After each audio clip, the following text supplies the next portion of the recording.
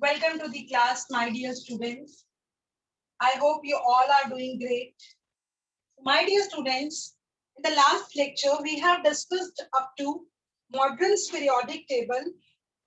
So, in today's lecture, I'm going to start with the nomenclature of elements with atomic number greater than 100. See, for that, there are certain rules like rules for nomenclature of elements.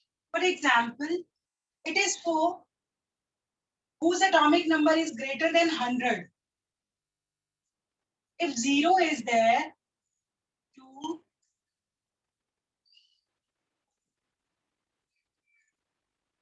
3, 4, 5, 6, 7, 8, 9. For 0, we have to write nil, un, bi, tri, quad, pent, hex, sept or hept somewhere, oct, and n. So, how we can write the name of that elements? For example, if I will say write IUPAC name of element whose atomic number is 101. So, how you will write X? For 1 it is un, for 0 it is nil, again un, and at the last we have to add ium. This is the suffix which has to be added in IUPAC nomenclature of these elements. For example, if I will say write 112, it will be un, by, ium. My dear, there are two I which can be neglected. So with single I, it will be bium. Okay? Like if I will ask, write the name of element whose atomic number is 120. So it will be un, by, nil, ium. And if I will give you this un, by, nilium, and if I will ask, write atomic number of that element. So for un, which means 1, for bi, which means 2, for nil, 0. It means its atomic number is 120. Fine. In certain cases, the names are shortened. For example, bi, bi, and ium. In that case, bi and ium. It combines to form bium. One I is dropped. Okay. In case of trium also. And if n plus nil is present, for example, it is in any case n plus nil is present. So one n can be dropped and it is written as nl. nl. Fine. This is the simple topic. How to write the IUPAC nomenclature of elements whose atomic number is greater than 100. Okay, is there any doubt to anyone? Please let me know.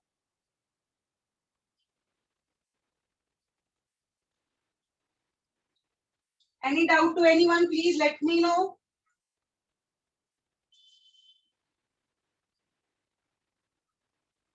Okay, it is clear to you all. So, Gar, what is the IUPAC name of element whose atomic number is 122? Unmute yourself, buddy. What is the atomic number of element? What is the name of the element whose atomic number is 122? Ma'am, it will be on BBM. By em. Okay. 122 is un by em. Okay. Thank you.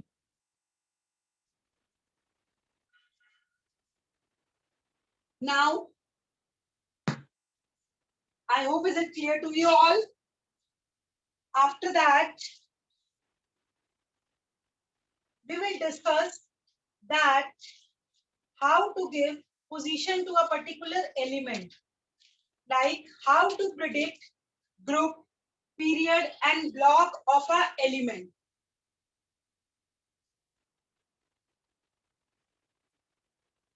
Next topic is prediction of group, period, and block. Prediction of group number, period number, and block of a particular element. See, if I will give you the electronic configuration of a particular element, then how can you tell us the location of that element?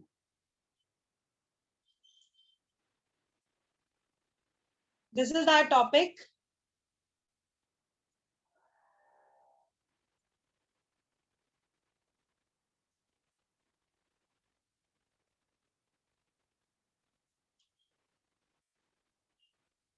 So, how you will predict? First, the period of an element corresponds to the principal quantum number of the valence shell. Suppose I am taking a general example of element which belongs to S subshell. So this is the principal quantum number n is equal to 4, which tells us the period of that particular element, which means it belongs to the fourth period in the periodic table. Fine. And the block of an element corresponds to the type of orbital which receives the last electron. See, here L is equal to 0 and it is S. So this will tell us the block. Fine. But in case of d orbital, I will explain it with an example. This tells us the block. This tells us the period. Now comes to the group. Suppose it belongs to S block, the number of valence electrons represents the group number. This particular case belongs to group number 1.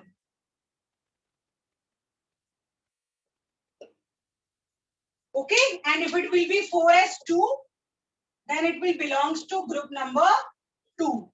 So, in particular case, in any case, the principal quantum number tells us the period. This subshell tells us the block, and this tells us the group number.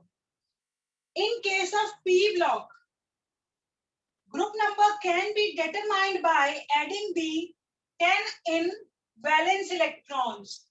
Here electrons are 3, and in that case we have to add 10, so it belongs to group 13. Your period is 5 and your block is P. In case of S orbital, valence electrons represents the group number. In case of P orbital, 10 plus valence electrons represents the group number. I hope is it clear to you all? Now, in case of d orbital, suppose I'm talking about d orbital. Suppose there is a configuration 3d5 4s1. Suppose. So it is d block element. Okay. Now, How you calculate the group number in that case? Here you have to add up the valence electrons of s orbital plus n minus 1 d electrons. Here n minus 1, which means 4 minus 1 3d. How many electrons it is having? 5. How many electrons in valence shell? It is 2. So group number is 7. I repeat, the period is determined by principal quantum number. The block is determined by in which last electron or second last electron goes, and period and group number is determined by, in case of s orbital, it is equal to the valence electrons. In case of p orbital, it is given by 10 plus valence electrons, and in case of d orbitals, it is n minus 1 d valence electrons plus n minus 1 d electrons plus valence s shell electrons. I hope is it clear to you all? Is there any doubt? Please let me know. Write their electronic configuration. Atomic number is given to you. Tell me its period, its block, and its group number. Atomic number is 9. Tell me its period, its block, and its group number.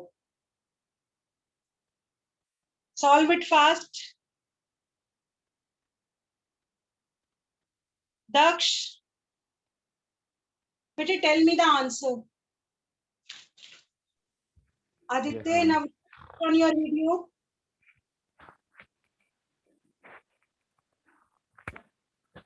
and we have to tell period. No, you have to tell configuration, period, group, and block, everything. Configuration is 1s2, 2s2, and 2p6. But it is 9. So 2p5. 2p5, ma'am. 2p5, ma'am. 5. So it belongs to which period?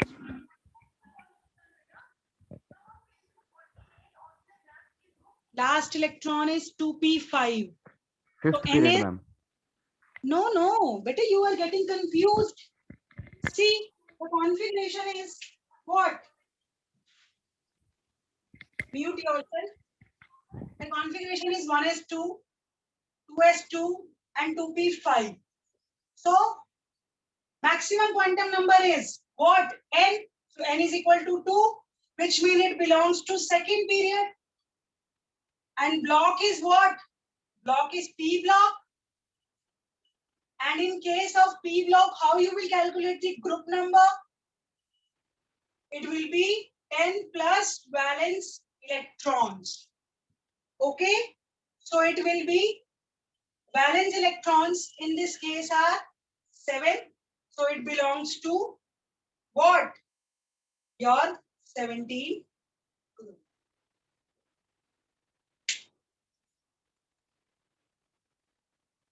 Okay?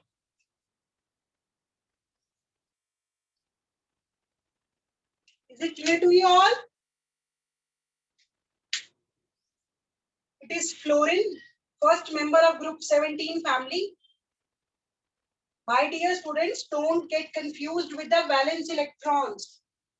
You have to take this also, because in this also valence shell is second. So you have to add 2 plus 5, that is 7. So 7 plus 10, 17. Okay? I hope is it clear to you all? Is there any doubt? Please let me know. Or if is it clear, give me thumbs up fast.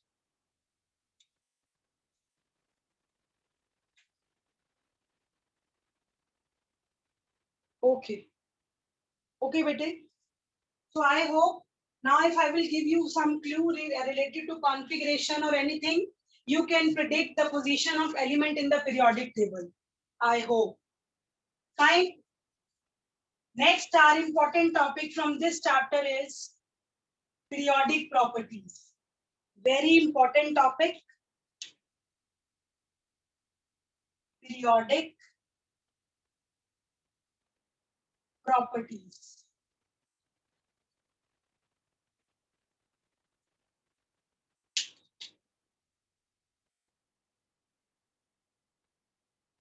Periodic properties.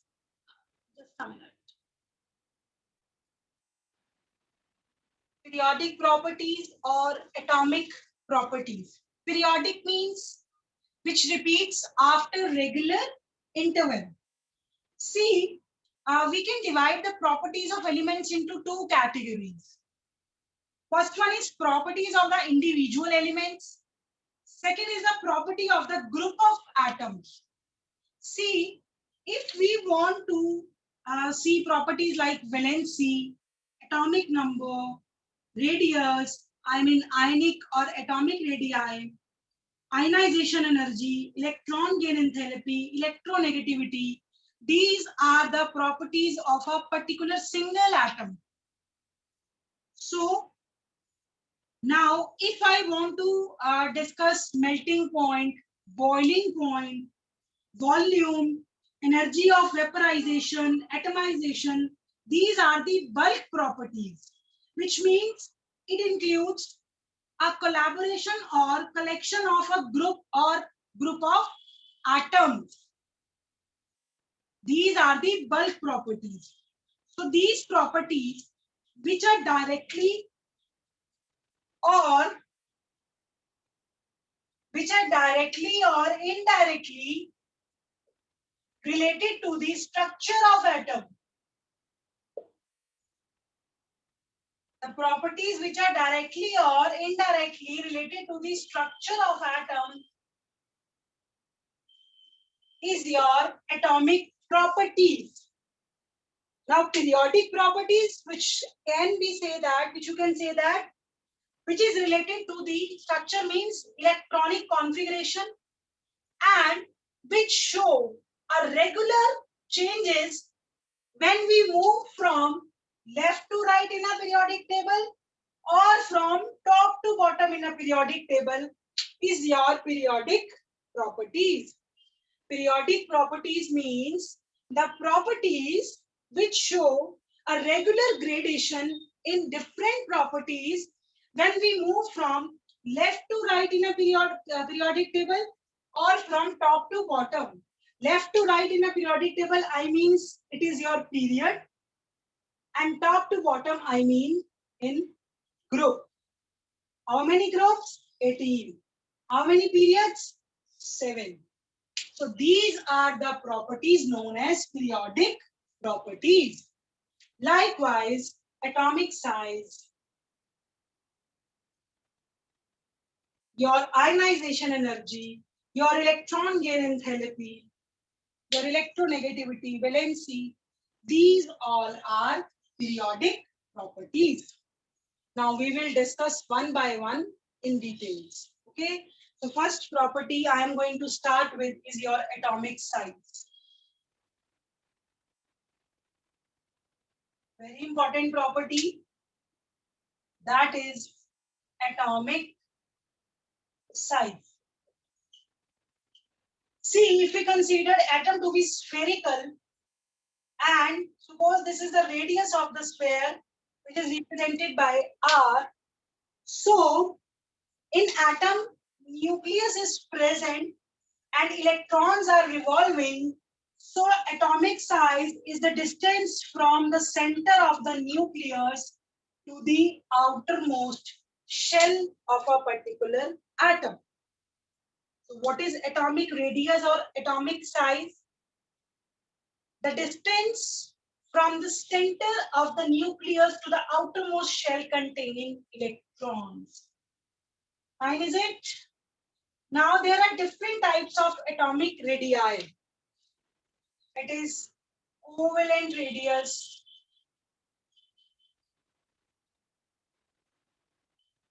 van der Waals radius, it is metallic radius, ionic radii. Fine. So first we will know what is covalent radius.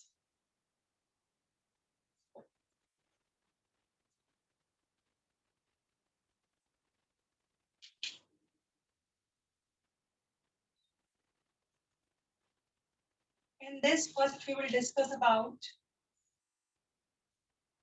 covalent radii or radius. As you all know, covalent bond is formed by sharing of electrons or by, bonding of atomic orbitals. So it is defined as the 1/2 of the distance between the nuclei of two covalently bonded atoms. Likewise, suppose this is one hydrogen atom, this is another hydrogen atom.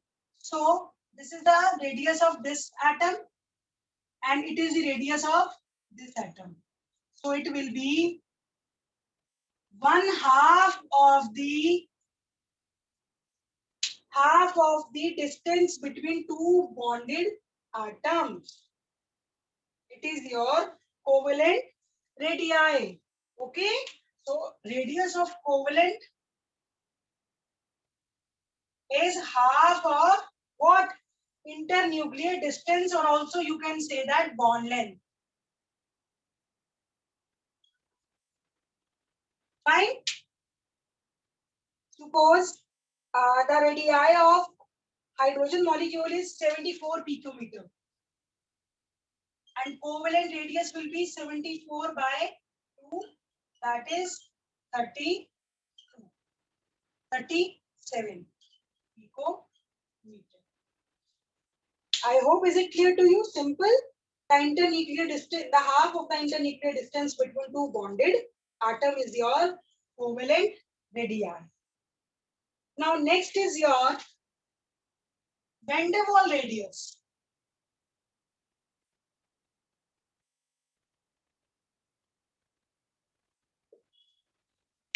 Van der Waals radius is defined as the 1/2 of the distance between the nuclei of two identical non-bonded isolated atoms. I repeat, it is non-bonded isolated atoms or two adjacent identical atoms belonging to two neighboring molecules of the atom. Suppose it is one covalently bonded molecule, it is another covalently bonded molecule, and they are neighbor to each other. So what is van der Waals radius? It is the distance between, half of the distance between two non-bonded atoms. It is the half of the distance between bonded atom. It is two non-bonded atom. Now last is your metallic radii. Metallic, as the name suggests, metals. Metallic radii or radius. See, according to electron C model, a metal crystal consists of positive kernels or metal ions. See, in metals, electrons are removed, and after that, positive charge sphere is present. So, this positive charge sphere or metal ions known as kernel, it is surrounded by mobile electrons, and it attract. There is a force of attraction between different mobile electrons, and these mobile electrons are also attracted by kernels. So this is your metallic bond, and metallic bond and metallic radii is the half of the internuclear distance between two adjacent metal ion. See, suppose it is iron atom, it is connected to different iron atom with metallic bond. So it will be the 1/2 of the internuclear distance between two metal atom. Now, if we compare the increasing order of atomic size, then van der Waals radius are greater in size, then metallic radius, then covalent radius. It has bigger size. It is in between those, and covalent radii are smaller in size. My dear, in the next class, we will discuss the trend of atomic size along the periods and groups. In today's class, we have discussed about the IUPAC nomenclature of elements whose atomic number is greater than 100. After that, we have started with prediction of group number, block number, and period of the element. I mean, in short, location of that element in the periodic table.